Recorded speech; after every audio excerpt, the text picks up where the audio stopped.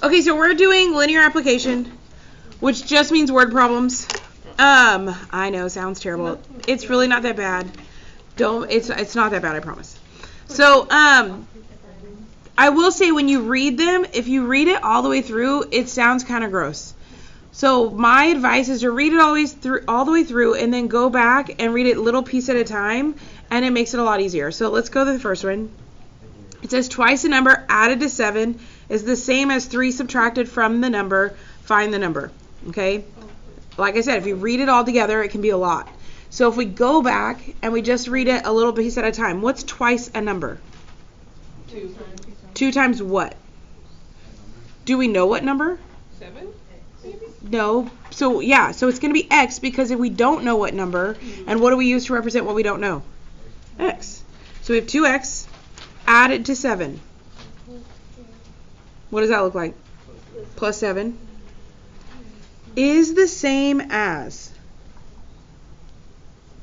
equals 3 subtracted from the number x. Now, freeze before you rewrite that. From is a key word that we have to pay attention to. If I'm going to take your phone from you, don't you have to have your phone first? Okay, so when you see the word from, you have to write that part backwards. Okay, so watch. This side's still normal, 2x plus 7 equals, I have to write this backwards, so x minus 3. Because I can't take 3 away from x unless x is first. Does that make sense? Okay. And then now I solve it. And solving it is just like we were doing yesterday. So how do I solve this? Yeah, move my smallest variable first. Technically you can move anything first, but that's the way I like to do it. And that leaves me with x plus 7 equals negative 3. Now what?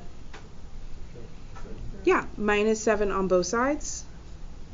And I get x equals negative 10.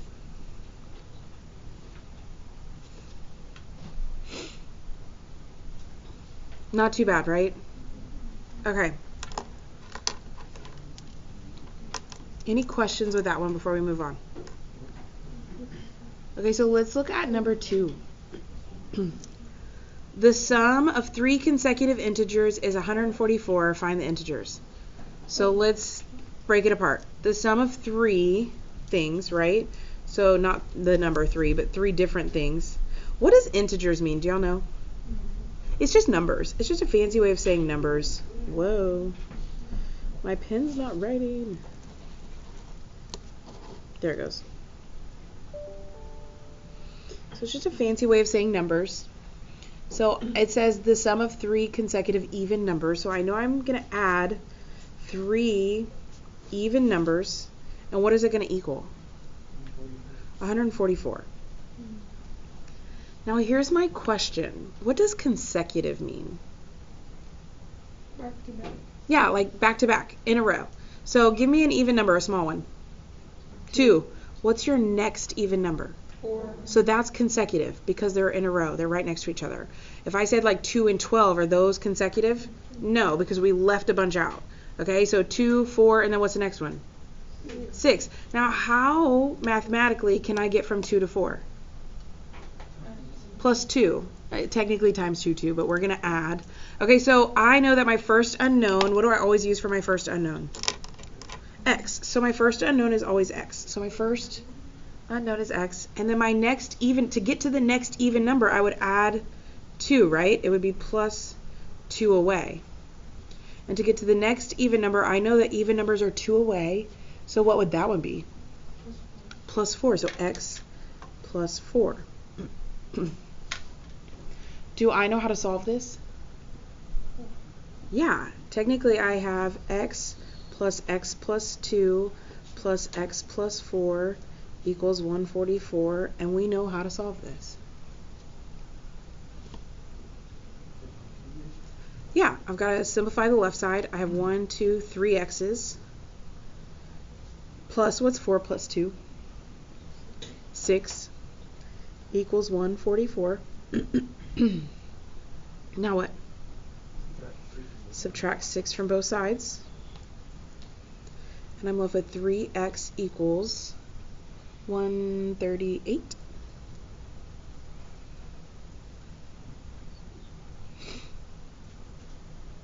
Now what? Divide both sides by 3. And I get x equals what? 46. Is that an even number? Yeah, and we said an even number. So x is my first number, and my first x equals 46. So I know 46 is my first consecutive even number. Well, what's 46 plus 2? Because x plus 2 is my second number, 48. And x plus 4 is my third number. What's 46 plus 4? 50. There's my three numbers. Are those consecutive even numbers? Yeah, so we did it correctly. And you could check your work. 46 plus 48 plus 50. Did it add up to 144? Yeah, so we did it correctly. Any questions with that? Okay. Okay, this next one, it sounds like a lot as we read through it. But again, we're going to break it apart and do it one piece at a time. So it says the length of each side of a square is increased by 3. And it shows us that already, right? It's already done for us. Okay, it says the perimeter of the new square is 40 centimeters more than twice the length of each side of the original square. Find the dimensions of the original square. That almost sounds like gibberish, right? Okay, so we're going to go back and we're going to break it apart. So it says the perimeter of the new square. Well, do we know how to find perimeter? Yeah, and the original square was this one before they added 3, right? So this is my new square. How do I find perimeter? Add all the sides. So that would be x plus 3 plus x plus 3 plus x plus 3 plus x plus 3. That is the perimeter of the new square, correct? Now, it's a square, so could I have done just 4 parentheses x plus 3? I could have. Then it says is. What does is mean in math class? Equals. And then it says 40 centimeters more. What do we think that means? Adding 40. So I'm going to add 40 to something. It says twice the length of the sides of the original square. Well, the original square, what's the side of the original square? So what's twice that? 2x. Can we solve that? Yeah. So what do we have to do first? Huh? Yeah, we need to simplify the left side by combining, by adding. So I have x plus x plus x plus x. How many was that? 3. Try again. 4. So I have 4x. And then I have 3 plus 3. What's that? 6 plus 3. 9 plus 3. 12. Are both sides fully simplified? Yes. So now what do I do? I always like to move my smallest variable first. And we start solving. So we get 2x plus 12 equals 40. Now if you moved 12 or 40 first, is that okay? Yes. Now what do I do? Subtract 12. Subtract 12. And we get 2x equals 28. Divide by 2. I get x equals 14. Now, don't just box x equals 14 and call it a day. Okay, when you're solving but there's a word problem, you have to go back and read what it wants. Okay, so if you go back and read what this one wants, it says find the dimensions of the original square. Well, this one's the original square, and what represents the dimensions? Just x, right? Not the new one, the original. Okay, so it's going to be 14 centimeters by 14 centimeters. Because it's a square, if you just wrote 14 centimeters, I wouldn't be mad. But just know if it asks for the dimension of like a rectangle, could you just write one number? No, because the sides of a rectangle are different Okay? Any questions with that?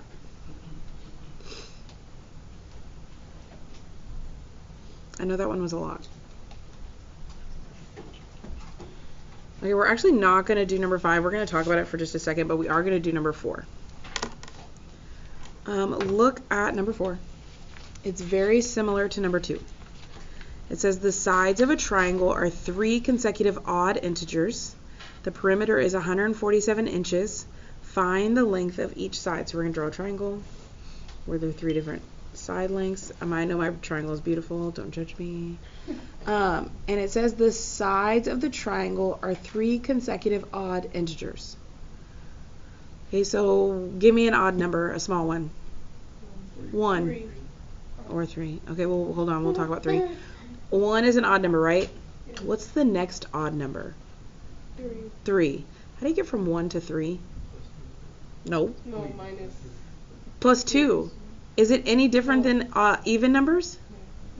No. Odd numbers and even numbers are both 2 apart because they're every other number, right? For some reason that really throws off our brains because we think odd numbers, we need to add an odd number. It's not true. It's still 2 apart. Okay, because 3 to 5 is plus 2, right? 5 to 7 is still plus 2. So odd numbers looks exactly like even numbers. It doesn't look any different. Okay? It's just going to equal something different so that it'll equal an odd number in the end. So knowing that, I have 3 consecutive odd integers. My first is going to be x. My next is going to be 2 apart. So it's going to be x plus 2. And my next is going to be x plus 4. How do I find perimeter? Add all the sides. So one side is x, plus another side is x plus 2, plus the other side is x plus 4. And what did it say my perimeter equaled? 147. Perfect. So then I combine like terms, and I have x plus x plus x, which is 3x, and I have 2 plus 4, which is 6. So it's super similar to number 2. So mine is 6. Divide by 3.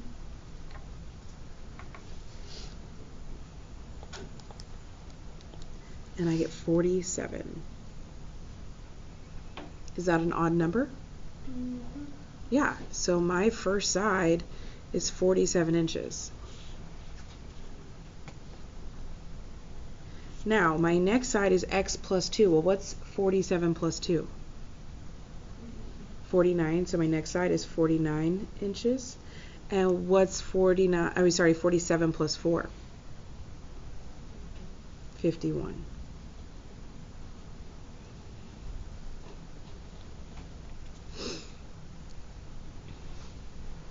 So there's my answer. Any questions with that? The only difference on number 5 is that it talks about the angles, and it talks about like adding the 3 angles of a triangle. What do the 3 angles of a triangle add up to? 20. Yeah, so that's the only difference on that one. I am going to do a couple things on your practice to help you get started. Look at number 4.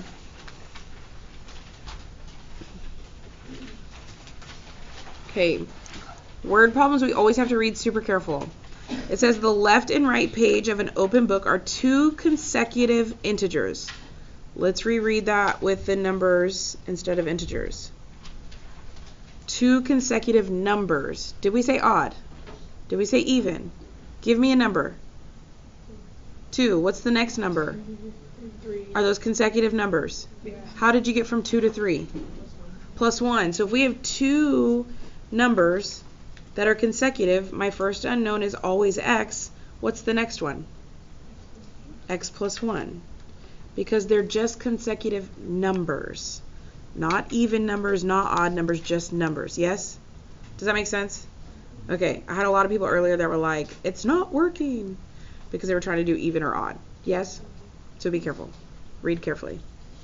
Okay, flip to number 6. On these, okay, it says which one or more, you are going to circle more than one, of the following cannot be a correct equation to a geometry problem. So I want you to think about it this way. Which one cannot be a length? Okay, what kind of numbers cannot be a length? Decimals can what? Negative numbers. Can you have a negative length? No, even if you're measuring underground. I had somebody earlier like, underground? I'm like, no, even if you're measuring underground, you're saying 4 feet underground, okay? What other kind of number cannot be? There's one, it's actually a single number. 0. Yeah, you can't have 0. If you're measuring something, can it be 0? No. Now, can you have decimals? Can you have fractions? Yeah, as long as it's positive, right? Yeah, so just know that you're circling what cannot be a length. So you cannot be 0, cannot be a negative. Cool? Cool. And then the last thing I want to talk about is number 1. Getting started for some reason with word problems really bothers y'all. So Blake Moore must build a rectangular storage shed. I like pictures. Do you have to draw pictures? No, that's just how my brain works. He wants the length to be pretty much just means equals 6 feet greater. What's that mean? More, which means what? Bigger. You're adding. So we're going to add 6 to what? To the width. So we want it to be 6 feet greater than the width. So if this is my length, it's going to be width plus 6. Well, what's my width? Do we know? So what do I use to represent my width? Or what letter did I just use? W. So that's all you have to do for that one. On number 2, do you notice it's already labeled for you? Okay. Number 3. Does anybody know what a quadrilateral is? It's just a 4-sided figure. Do they all have to be the same size? No, it's not a rectangle. It can be a 4-sided figure and all 4 sides are different. Does that make sense? Okay, cool. This is what you're working on. You only have 6 problems.